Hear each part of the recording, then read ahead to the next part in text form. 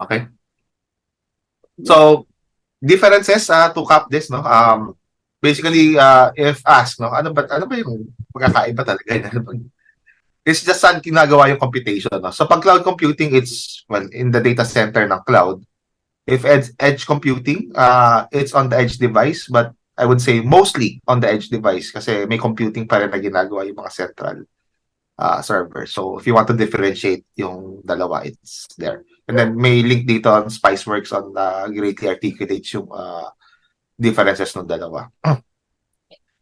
So, differences, speed and agility, of course, edge computing, ito yung near real time and it's as close with low latency processing, no? Very responsive for the cloud. So, they are able to process this information, especially for safety concerns. No? Let's say biglang may nasa industrial systems, no, merong minomonitor ka ng pipe pressure. If it's a basic sensor with a shut-off pero di siya maka-decide, diba? They have to send that data to the central location and then the central location would issue the signal to close the pipe, no, or release the pipe para ma-even out yung pressure. That seconds, no, that would take to send and receive could mean life and death. No? Pwedeng sumabog na yung pipe na yun. No? So, if you put edge computing capability dun sa sensor mismo, di ba, you could program it beforehand. If I reach certain PSI, di ba, I would start to open up the valves and send a report, no, dun sa central that, yeah, may trigger dito, I'm opening up the valves, come take a look. So, magde-decide siya on its own. That cloud computing basically difference na speed and agility, it's latency. Again, you cannot beat physics, even at the speed of light, may latency pa rin to transmit that information and come back, no, with a result. Productivity and performance in relation dun sa speed and agility, no? Resource placed in close physical proximity to the end users. Some of it you could even use AI, no, and decide machine learning, no, and decide in a few milliseconds.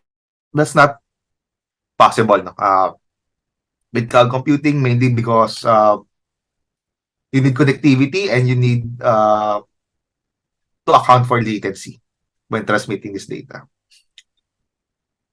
So, sample of processing power at this day and age, no? So, this was iPhone 13 pa, that's 2 years ago, of statistics of advanced neural engine for machine learning, no, and computer vision and sensors then, as compared to let's say iPhone 10, which is 7 years ago, no, that on iPhone 10 0.6 teraflops of computation. Even then, no, it was pretty impressive yung processing power niya for machine learning, no, within the palm of your hands na sa device mo.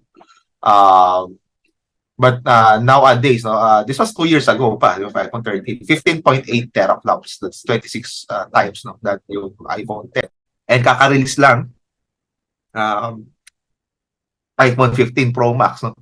So this around almost times 2 nung iPhone 13, no, yung capacity niya. So it's really becoming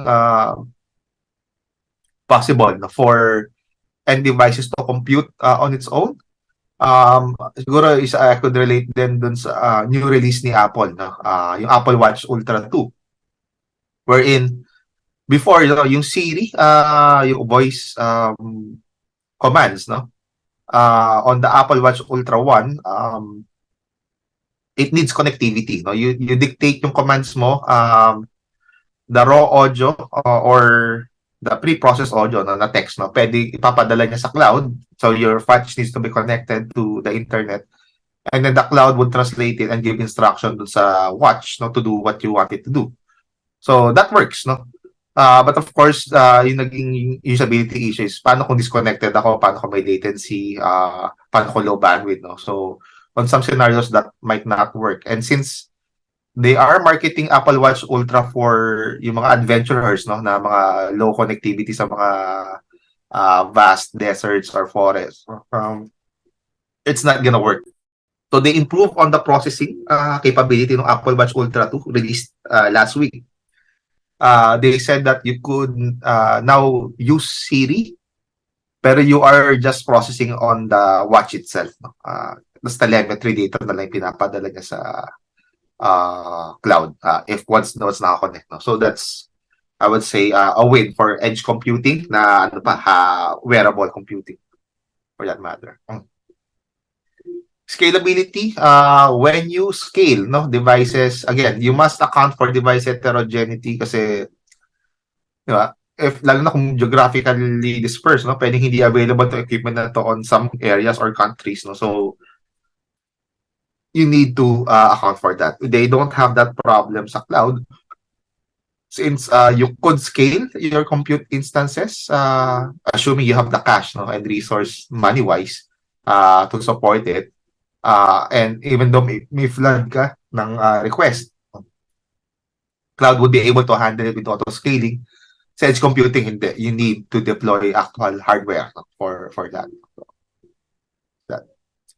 Reliability, of course, mas reliable ang cloud dahil they designed it so for availability. Yung choosing of location has to do with computation ng risk. Yung natural disasters ba, minimize dito. Yung political stability ba ng government is good. Are the other supporting mechanisms like power, bandwidth, and weather make sense. So they are controlled in cloud computing. So edge computing, wala kang ganun. So failover management is crucial. If one sensor fails, you should be able to deploy, or some sensors could pick it up, yung task niya. And you would account failure of equipment, and meron ka dapat process to replace or recalibrate yung infrastructure mo for business continuity and recover from failures.